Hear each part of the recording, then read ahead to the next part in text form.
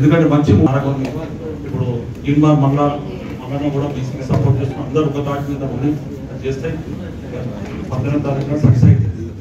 అంటే ఏ సంఘం ఏడ మీటింగ్ పెట్టినా కానీ 18వ తారీఖు నాడు అందరూ కలిసికట్టుగా చేసుకుంటే బాగుంటుందని నాకు. కాబట్టిగా ఈ 18వ తారీఖు బంద్ ప్రకటించింది కాబట్టి మా తరఫున నేను మద్దతు ప్రకటిస్తామని చెప్పి నాకు అవకాశం ఇచ్చిన పెద్దలకు ములపిల్లి రామూర్తి గారు కార్యక్రమాన్ని ముందుకు తీసుకొచ్చినటువంటి పెద్దలందరికీ వాస్తవంగా చెప్తున్నా, పాదాభివందనం తెలియజేస్తున్నా. ఓపెన్ గా మాట్లాడాలంటే ఫస్ట్ మనలో కూర్చున్నప్పుడు మాత్రమే వాడుకోవాలి.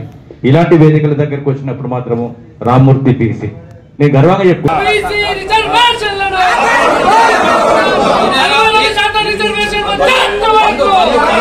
పైన ఉండి 60% ఉన్న బలహీన వర్గాల పోరాటాలకు ఈరోజు స్ఫూర్తి. ఈరోజు తెలంగాణ రాష్ట్రంలో బీసీల జేఏసీ ఏర్పాటని చెప్పడం జరుగుతుంది.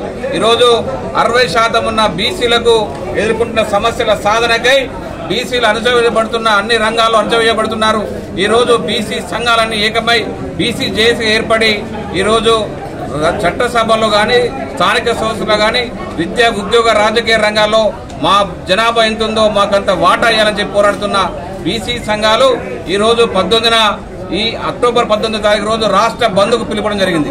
ఈరోజు రిజర్వేషన్ సాకుగా ఈ రాష్ట్ర ప్రభుత్వాలు కేంద్ర ప్రభుత్వాలు బీసీలకు చేస్తున్న మోసాలను అడ్డుకోవడానికి ఈరోజు బీసీలో అందరూ కూడా ముందుకొచ్చి ఈరోజు బంద్లో పాల్గొనాలని వరంగల్ ఉమ్మడి జిల్లా వ్యాప్తంగా ప్రతి ఒక్కరూ బంద్ పాటించాలని చెప్పి ఈ సందర్భంగా మేము డిమాండ్ చేస్తున్నాం. ఈరోజు ముఖ్యంగా విద్యా సంస్థలు, వాణిజ్య సంస్థలు, ఆర్టీసీ బస్సులు కానీ ఆటోలు కానీ స్వచ్ఛందంగా 19లో జరిగే బంద్లో పాల్గొనాలని చెప్పి ఈ సందర్భంగా Warangal BC JAC Warangal chairman గా అందరినీ నేను రిక్వెస్ట్ చేస్తున్నా.